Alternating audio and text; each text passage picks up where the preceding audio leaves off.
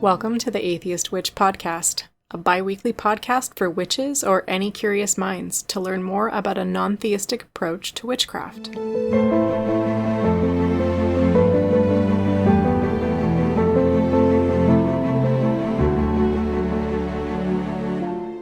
Welcome to the Atheist Witch Podcast, the show where we dive headfirst into the intersection of witchcraft and a non-theistic, science-minded worldview.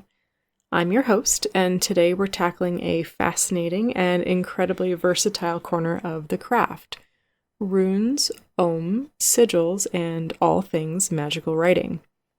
These practices are steeped in history and can look wildly woo-woo on the surface, but I'm going to show you how they are some of the most potent psychological and focusing tools in the arsenal of an atheist witch.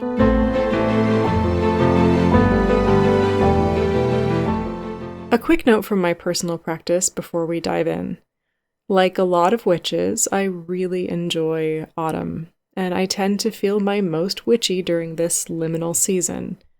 It always feels far too brief, however, especially when the tail end of the season tends to be subsumed into the end of your holidays.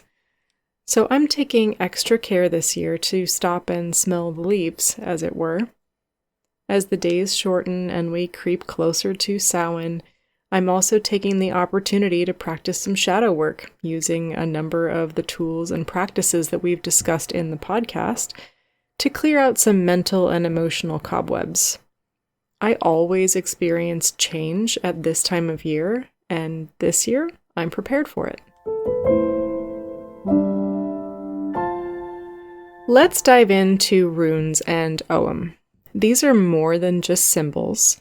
They are ancient alphabets, and their power for the skeptical witch lies in their ability to serve as psychological anchors. The Futhark runes are the Old Germanic alphabet. The oldest known version, the Elder Futhark, named after its first 6 letters, F-U-T-H-A-R-K,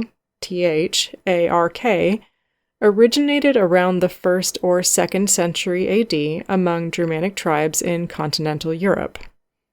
Scholars are quite confident this script was adapted from one of the northern Italic alphabets used in the Alpine regions, possibly through cultural contact with the Roman Empire.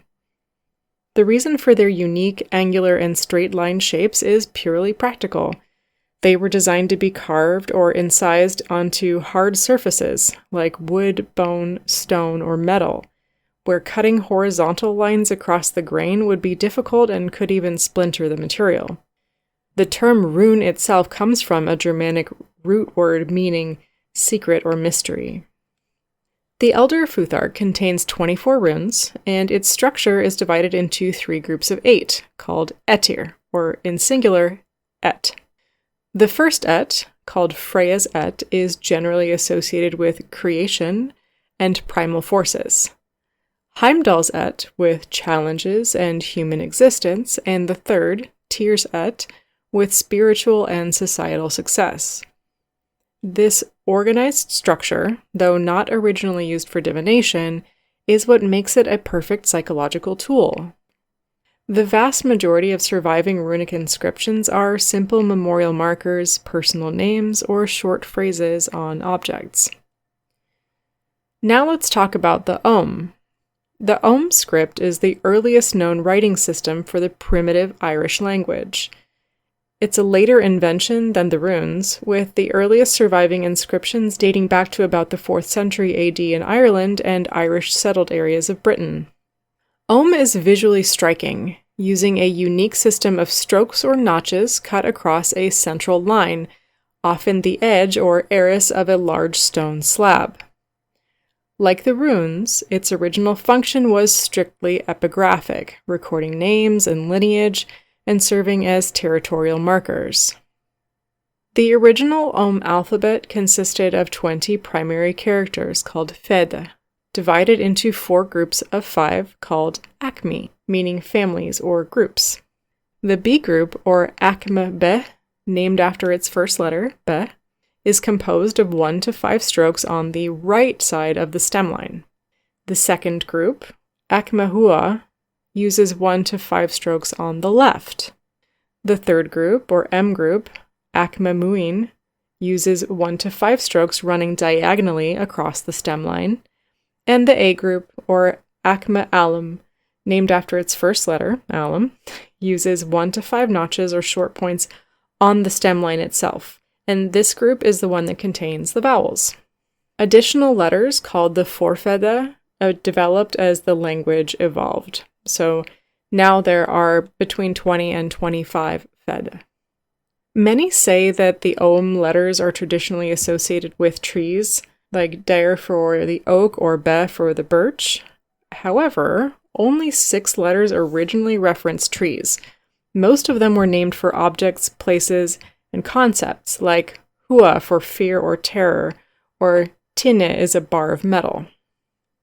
This highly organized, almost mathematical structure makes it an incredibly grounding and focused system for an atheist witch to use for visualization or focusing energy, and for me, particularly when connecting to natural cycles. But the key takeaway is this: we have no credible historical evidence that ancient Norse or Celtic peoples used these writing systems for complex or systematic divination. They were writing systems. Their use in modern divination is a powerful, modern psychological tool invented by us for us. For the atheist witch, these symbols excel at reframing problems and clarifying intention, just like other divination tools. You could try a single rune pull of a Futhark rune or an Ogham staff for focus. Define a goal, like clear communication or professional success. Pick a rune with a corresponding meaning, like Ansus for communication or Feu for prosperity. Engrave that symbol on a candle that you're going to burn while you work on the goal. Draw it on a sticky note you place on your computer. Every glance can act as a subliminal reminder of your intention and a shot of focused energy towards that effort. Having a physical set of runes or Ogham staves can be a powerful tactile tool for your concentration. You can purchase sets online or at metaphysical shops. Often they're made of wood like ash, oak, or cedar, which could have their own correspondence and focus for you. They could be made of stone, or bone, or clay. However, the most potent set could be one that you make for yourself. To make your own runes, find some small, naturally fallen branches, cut them into uniformly sized discs or even sticks, sand them smooth, and then use a wood burner carefully or a permanent marker to inscribe the Futhark runes or Ogham Feda. Let that act of inscription be your charging ritual, focused intently on each meaning as you draw the symbol. Store your set in a dedicated opaque pouch like velvet or linen. The opacity of the storage container helps to reset your energy by preventing the visual familiarity until you are in the ritual mindset to use those runes. You could periodically cleanse your runes by leaving them in sunlight or moonlight, or smoke cleansing them with a purifying herb like rosemary. Place the pouch on your altar or in a designated ritual or focus space, and before drawing each time, take a few deep breaths to focus your intent. Shake up the bag to mix them together and then reach in without looking. And for a deeper insight or a larger draw, you can cast them out onto a defined cloth or circle and even use the positions that they land in to add layers of meaning to your interpretation. Or you could do a 3-part divination spread. Draw 3 runes. Treat them as the situation, the action, the outcome. And of course, as always, instead of treating these as predicting fate, use them as prompts. The situation rune helps you define the psychological state that you're in. The action rune can subliminally suggest an energy or archetype you could embody. And the outcome is a visual of the result if you successfully apply that action energy. This isn't prophecy, it's structured self-counseling. If runes are an external language that we borrow, sigils are the ultimate personal language that we create. Sigils are pure intention distilled into a visual command, and their efficacy is based entirely on the psychological principle of intention distillation and subconscious triggers. For making a sigil, the easiest and most potent methods for the skeptical practitioner are those that are focused on abstraction to bypass the conscious mind. So I'll go over a few different methods for creating sigils. The first is the Austin Spare method, which is an abstraction. First, you'll formulate your intention, write a clear, positive, present tense statement of your goal. For example, I have achieved financial stability. Next, you'll distill your intention by removing all of the vowels and repeated letters. So for the same example, you would wind up with HVCDFNLSTBY. Next, you'll create your design. Abstract all of those remaining letters into a single, compact, and unique design. So you'll combine the letter shapes together until the resulting sigil looks unique and, most importantly, non-linguistic. Feel free to add in whatever level of artistic flair suits you best. Next, you'll charge and release your sigil. Put your conscious mind into an altered state or deep focus through focused breathing or ecstatic movement or even exhaustion. Stare at the sigil until you feel a strong sense of focused energy. And the crucial final step is to deliberately forget the sigil's meaning. This is what allows it to bypass your conscious, doubting mind and work purely from your subconscious, driving your daily choices towards that goal. The next method that I'll discuss is called the planetary square method, or occult numerology. This is a more mathematically structured method that's rooted in classical occultism. You'll assign the letters of your intention to numbers. For instance, A equals 1, B equals 2, and so on. The next step requires dipping into some occult and esoteric traditions. You'll want to select what's known as a magic square, such as the square of Jupiter or the square of Mars. These are squares of numbers arranged such that the sums of each row, column, and diagonal are the same. You can pick whatever square aligns best with your intention. Next, you will plot that intention using the numbers that you assigned onto the chosen square by connecting the numbers in order. The resulting line drawing is your unique sigil. This method gives you a repeatable, fixed structure to concentrate your focus, associating the symbol with the specific archetype or planet that you chose to match your intention. In neuroscientific terms, you are creating a form of priming. The sigil acts as a visual cue that activates a specific network of goals and intentions in your brain, essentially instructing your reticular activating system to prioritize opportunities and information relative to your goal. For those that are drawn to the Futhark, you could use a bind rune. A bind rune is a specialized sigil created by overlapping and combining two or more individual rune symbols into a single cohesive glyph. To create one, select the runes that archetypically represent your goal, then simply draw them one on top of the other, maintaining the legibility of the core symbols while forming a new, complex visual unit. The power here is using existing archetypal symbols that already have clear psychological associations, creating an instantly recognizable and deeply focused command that taps into those already established concepts.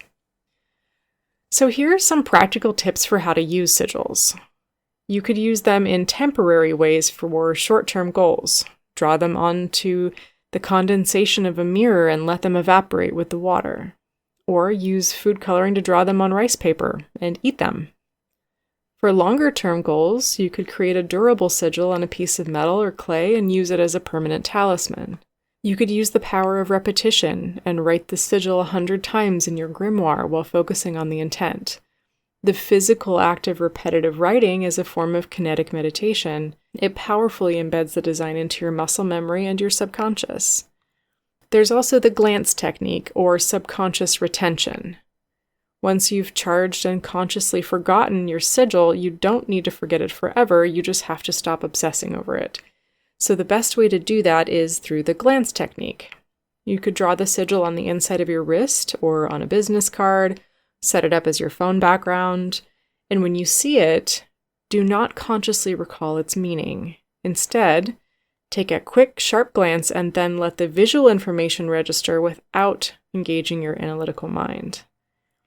This subliminal input reinforces the intention and keeps the command active in your subconscious, although I will say it does take some practice. Another method for using sigils is the ritual destruction for closure. For a temporary goal, the physical destruction of the sigil by burning it or dissolving it or burying it can be a psychological act of release. It signals to your brain that your work is complete and the focused energy has been successfully deployed, preventing your conscious mind from holding on to the intention and hindering its effect. So why bother using a special alphabet or special sigil? Because ritual is a form of theatrical psychology, and using a dedicated ritual writing setup signals to your brain that this is special, focused, and powerful work. Let's talk about occult alphabets.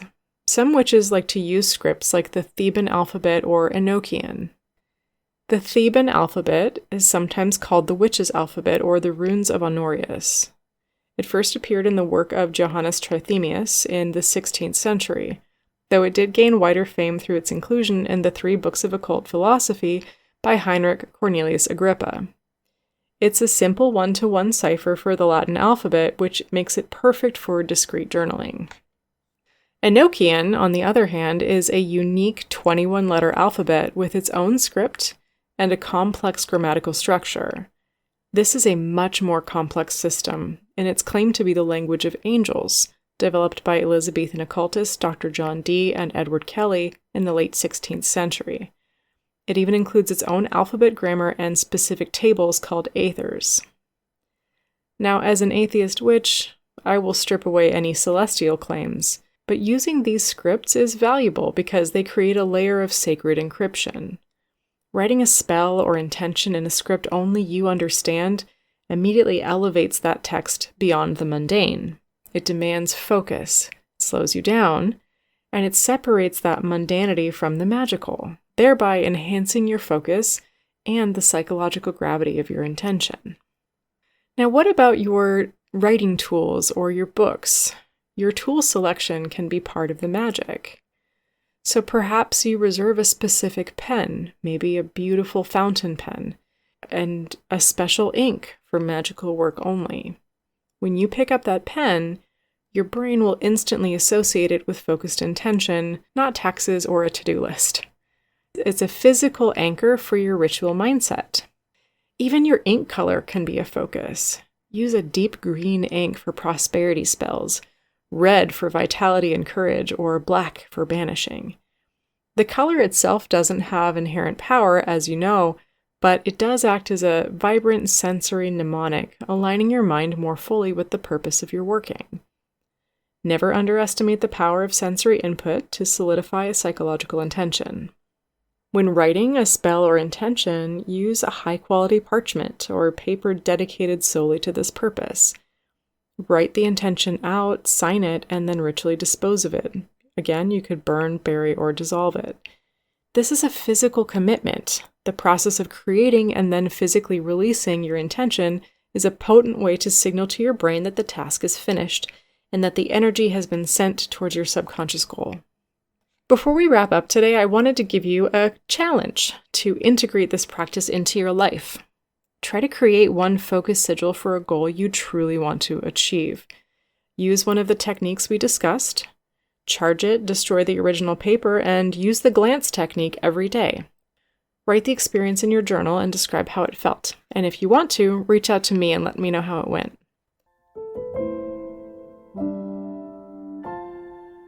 That's all for today's deep dive into magical writing. I hope this episode has given you some fun, practical, and skeptical ways to incorporate these ancient and modern systems into your modern, non-theistic practice.